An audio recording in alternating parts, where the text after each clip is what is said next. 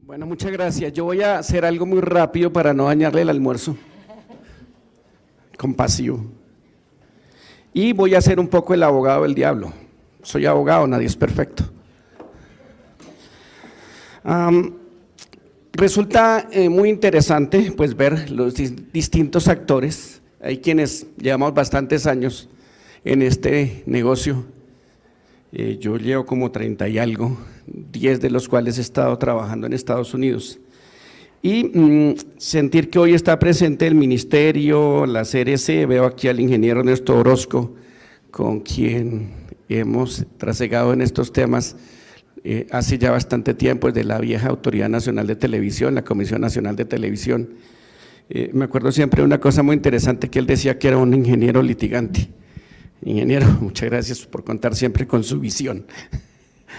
A los congresistas Ciro Ramírez, a Lorena que nos invita a estos eventos, a Galé, con quien he trabajado de la mano en algunas oportunidades, muchas gracias. A los amigos de las señales de televisión, hoy voy a hablar desde los pequeños, a los que normalmente se les echa la culpa. Voy a invocar el derecho constitucional de la presunción de inocencia.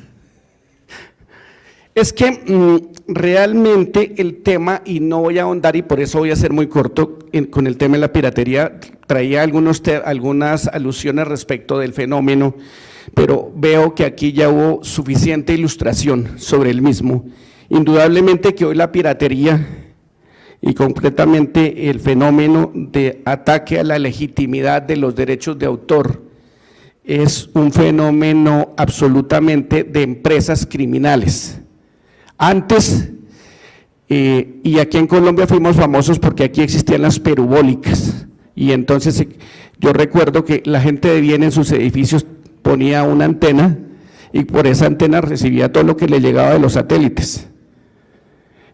Hoy, pues obviamente es el internet y es la red a través de la cual se hace ese fenómeno de la piratería, pero ya existe todo lo que es el denominado Crime as a Service, que es básicamente una organización que se dedica a hacer el negocio de la piratería y que tiene toda una infraestructura y que tiene unas herramientas y que además genera clientes y que además los vende al mejor postor en la red, y que obviamente ya no es el pequeño operador, ese chiquito del pueblo donde hay 200 o 300 usuarios, el que pone la antena y baja la señal, porque ya ni siquiera hay señales de esas, y porque hoy indudablemente el fenómeno requiere de una sofisticación extrema.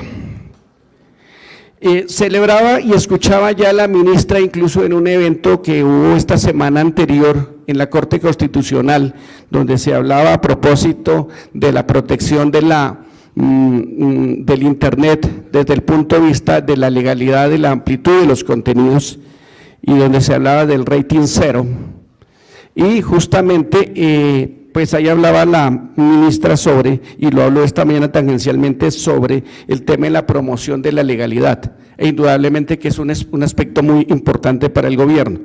Pero yo quiero básicamente centrarme en un punto estratégico.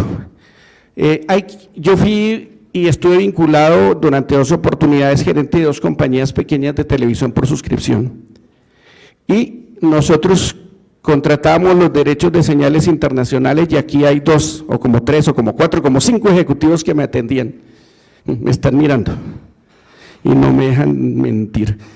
Es que nosotros contratamos con contratos internacionales firmados en Nueva York y pagamos a través de remesas internacionales la señal en los Estados Unidos, y aquí no se pagaba impuestos de las señales, se iban directamente a los Estados Unidos. Pero resulta que eso cambió, y de eso quiero hablar en estos 7 minuticos que les voy a quitar. Resulta que aquí definitivamente empezó a darse el fenómeno de la legalidad, y de esto sí les voy a decir, es culpa de Petro, como muchas vainas. El man se inventó por venir el artículo 48 y sucesivos, como decimos los abogados de la reforma tributaria, que hay que pagar el 3% de los ingresos que las plataformas tienen y los productores de contenidos con más de 300.000 suscriptores que tengan en el país tienen que pagar el 3% de los ingresos brutos, a bruto. Eso es bastante plática, eso puede ser bastante plática. Y es la primera vez que existe. Yo había estado ya con el ministro Molano, famoso acá de TICS, con el ministro de Hacienda, con varios ministros de Hacienda, porque habíamos participado en distintos debates, diciendo, oiga, ¿cómo hacemos para que esta gente pague impuestos en Colombia y en todos juguemos, o todos en la cama o todos en el suelo? Y es la primera vez que vamos a tener pues ya un fenómeno de impuestos en Colombia. Y eso me recuerda una situación muy particular que nos pasa a nosotros en los barrios populares, allá donde tenemos las redes, esas redes donde cobramos internet y televisión y le pagamos a nuestros operadores. Siempre encuentro un fenómeno muy curioso. En Estados Unidos hay un aviso que me llama mucho la atención que decía back dog.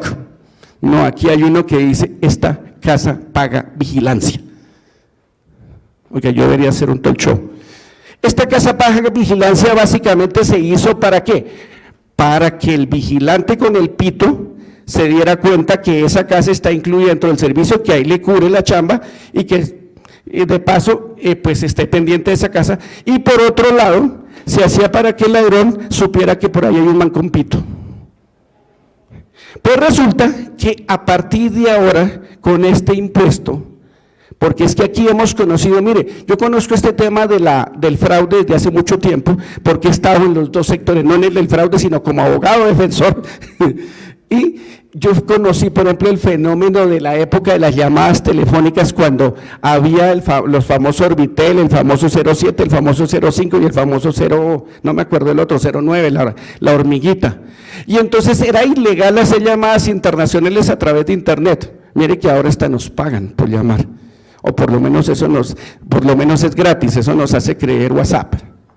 Y entonces pues ya ese fenómeno cambió, pero ahora están obviamente unos fenómenos nuevos de fraude.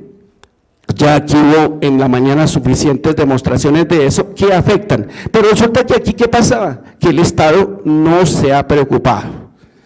Aquí hay suficiente regulación, mis queridos colegas de Uruguay, y realmente aquí hay bastante buena regulación sobre el tema. Aquí este es un país sobreregulado.